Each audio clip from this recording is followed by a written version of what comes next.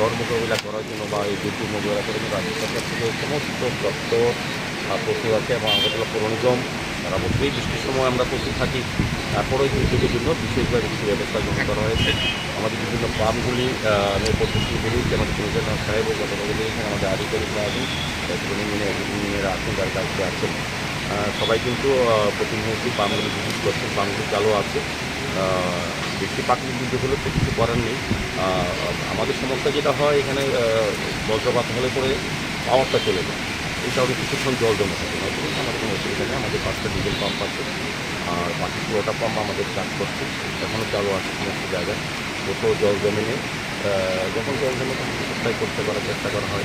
সেক্ষেত্রে আমাদের অফিসাররা, আমাদের কর্মচারী বন্ধুরা দিবারত কাজ করছেন। আমাদের এই মোকাবিলা করার জন্য দিবারত আলাদা স্টাফ আছে এবং আমাদের পাম্পের যারা অপারেটর তারা সর্বোপরি কাজ করছে।